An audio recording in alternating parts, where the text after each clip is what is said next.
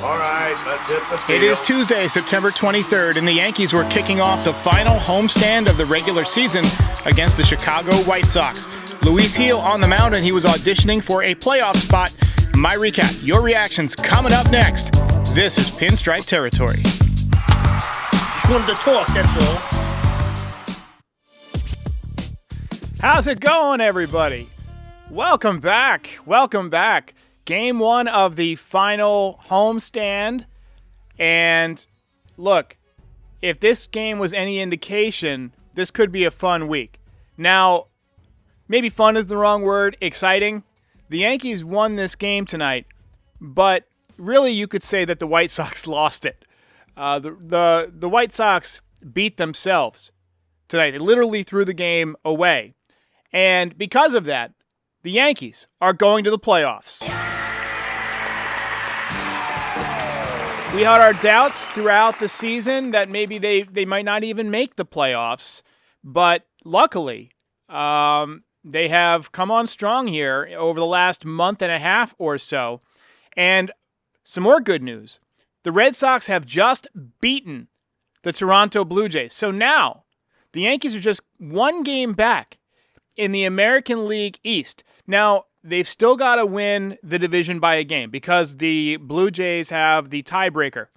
But I can tell you right now, having watched baseball for going on 38 years now, that the Blue Jays are going to be feeling some pressure. They are absolutely going to be feeling some pressure. You don't want to be the team that blows that lead. And you've seen it many times in Major League history. And look, this is going to be a pressure-packed week for them and for the Yankees. The Yankees might ride a little bit of momentum after that big win tonight, though. I have my hopes. We got some comments here. Lake the Beast, I guess that's a Blue Jays fan, says, you guys are technically 2 games back as we have the tiebreaker. For now. But Toronto lost. So Yankees are now 1 game back. All right, let's go ahead and get to the takeaways. Let's get it Oh, I going. forgot to update the score. I'm going to do that right now. 3-2 Yankees. They win this one.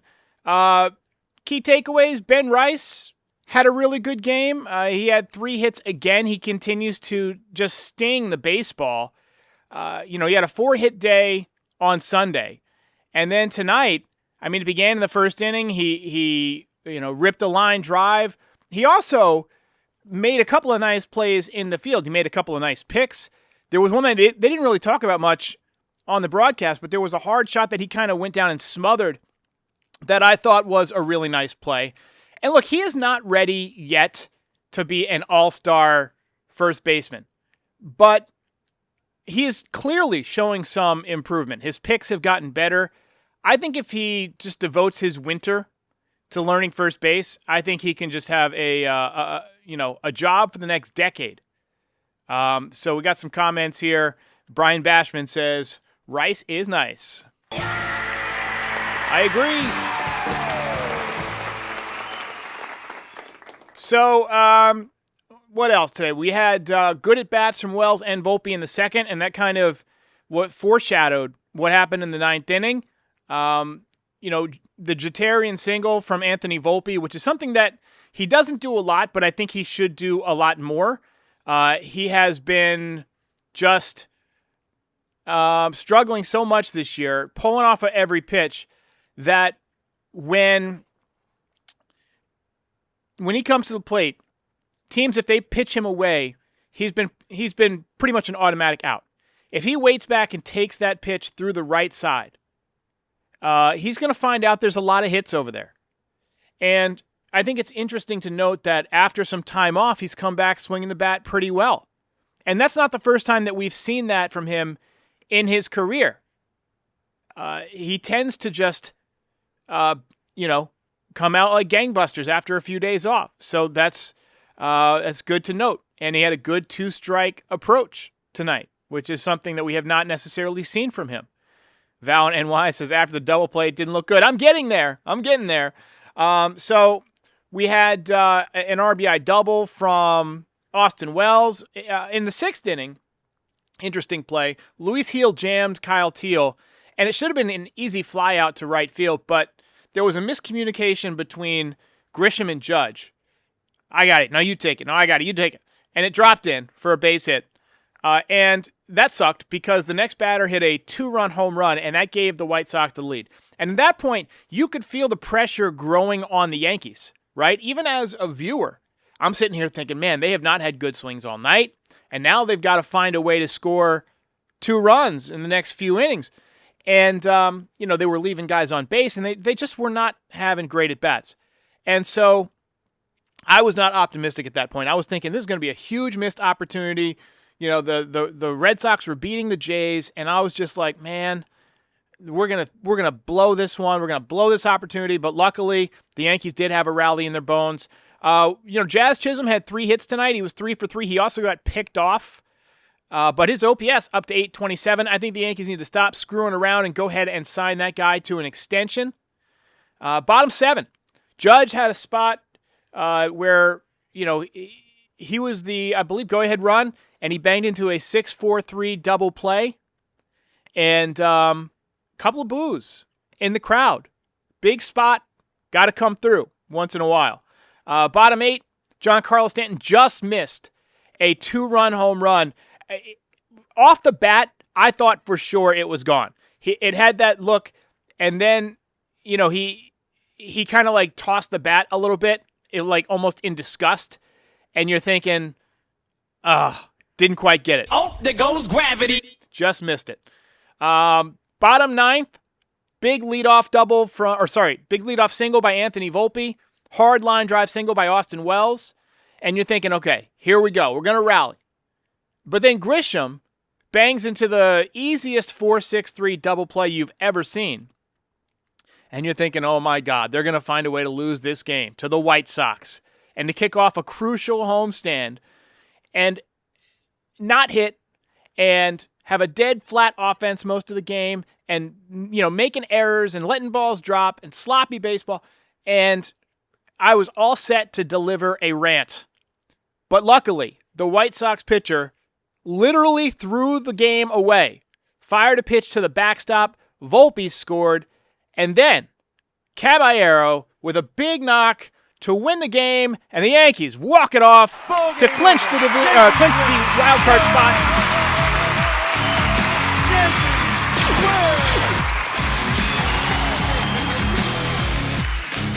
Now, we got a comment here, which to a degree I agree with, but I think he could have said it in less of a jerk way. So Matt B says, celebrating a wild card spot is like handing out participation trophies. Get back to work. 1 game back. You're not wrong, first of all. We don't celebrate climbing grassy hills. We celebrate climbing steep mountaintops. And I, for one, don't get too excited about making the playoffs. When you've been watching the Yankees for as long as I have, they make the playoffs most years. I want to see them win the division. I want to see them come back and take the division. Now, we had a lot of candidates for the belt tonight. Jazz, with 3 hits. Rice had 3 hits. Luis Gil pitched a pretty good game. You had Wells with a couple of hits. Volpe with a couple of hits. Caballero with the walk-off. And for that reason, I decided to go with the clinch team belt. Actually, that's Ben Rice. I thought I had Ben Rice hidden. So, Ben Rice is not the one. Team belt. There we go. Team belt. And we will settle the belt standings here over the next week. I had Ben Rice last game, and I clicked the little button to turn him off, so he was not supposed to appear. I guess it didn't work. A little glitch there. But team belt for the Yankees tonight. And let's talk a little bit about Luis Gil. The velocity was down again. We were seeing 92 a few times tonight. But what's funny is that after the first few innings where he was very inefficient, and he had, I think, 58 pitches, he settled in and he became much more efficient, much more effective. And then in the 6th inning, after that ball dropped in the outfield, unfortunately, I think he lost focus for a minute. I think he got pissed off, and he hung a changeup, and it almost not only left Yankee Stadium, that thing almost left New York. That ball was absolutely crushed by Colson Montgomery.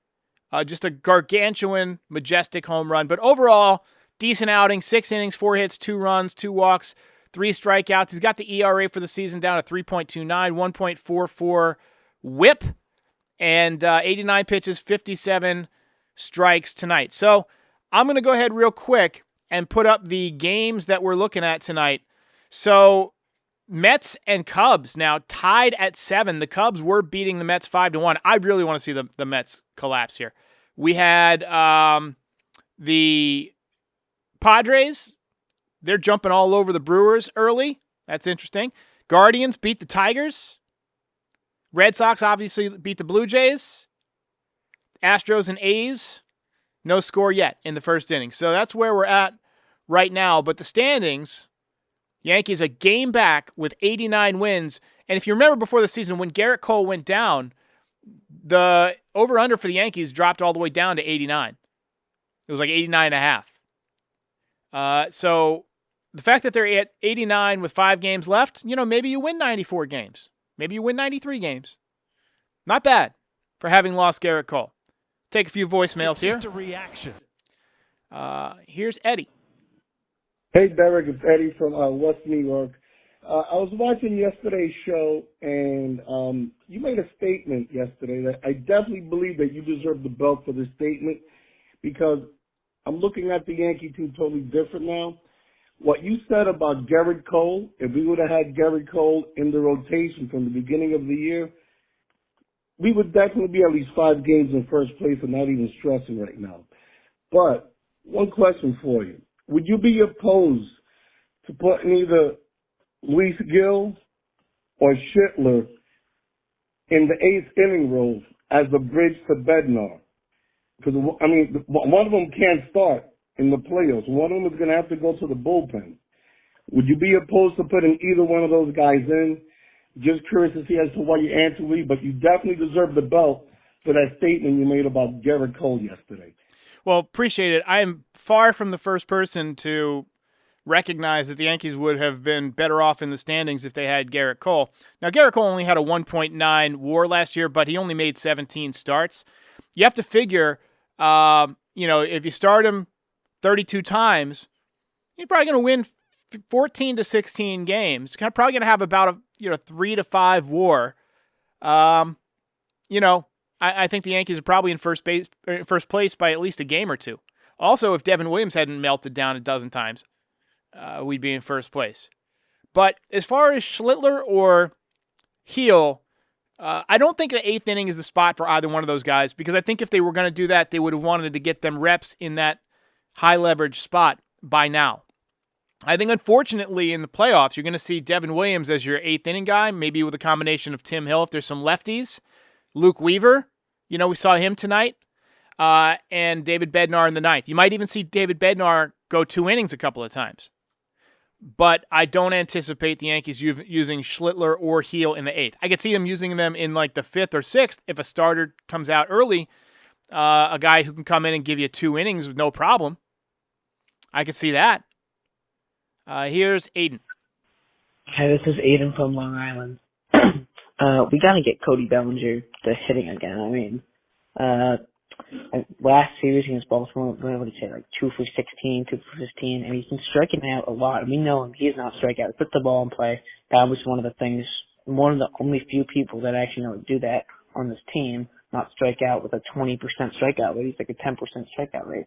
But he's been striking out a lot. He just struck out last inning on ball way high. He's been doing that a lot in the Baltimore series. We got to get him going here for the postseason. Same with Stanton. He struck out 3 times. But Smith is pretty nasty. But we got to get him going. That Stanton swing is typical Stanton. But he's not catching up to the fastball right now. All right. Cody Bellinger in a little bit of a funk. You're right. I think what's on Cody Bellinger's mind is home run number 30. I really do. He's sitting on 29. Going into free agency, 30 home runs looks a lot better than 29. And I think he's feeling that, and I think he wants to get there.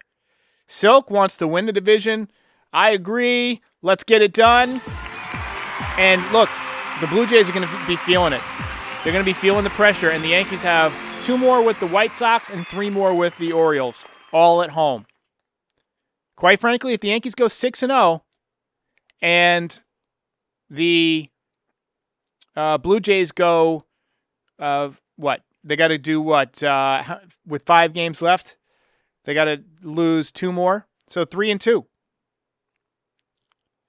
They go 3-2, and the Yankees go 5-0. Yanks are division champs.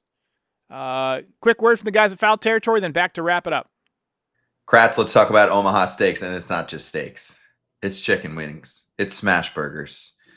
Big deli-style franks. There are a number of categories that you can hit all in one place. They've been doing it for a long time. They're the best in the biz. And if you got a good filet, life's good, man. But you got to finish every meal with some delectable desserts, too. They have those, too, to go along with these delicious steaks. Apple caramel tarts on the list, among many other menu items to check out. Be the hero that orders Omaha Steaks and is the most popular person in your household. So get fired up for fall grilling with Omaha Steaks. Visit omahasteaks.com for 50% off site-wide during their Red Hot Sale event. And for an extra $35 off, $35 off on top of that, use promo code FOUL at checkout. That's 50% off at omahasteaks.com and an extra $35 off with promo code FOUL at checkout. See site for details. All right, we got 4 more Super Chats. We got Richard C. here who says, great day to be a Yankees and a Cubs fan. Tell me you're not a Yankees and a Cubs fan. Come on. You got to pick one. But yeah, the Cubs are actually down 9-7 now. The Mets came back and took the lead. They're up by 2. I still want the Cubs to win that game. I want to see the Mets collapse. I mean, call me a hater. I want to see him collapse. Justin Infante says, be very quiet. We're hunting Blue Jays. It's all right there in front of us. Rick Marrero says, this game literally went the way our season went. We started off great, got rocky in the middle, and then we come up big when it counts. We're back, baby. I hope so. But I think that the White Sox gave us that game. They literally threw that game away. And then Brian Bashman says, Judge 61, Jazz 61, I think. Jazz actually has 62 because he's got 31 stolen bases and 31 home runs. So appreciate the money, but you are wrong. All right, ladies and gentlemen, big win for the Yankees. One more time. Ball game over. Yankees win. Yankees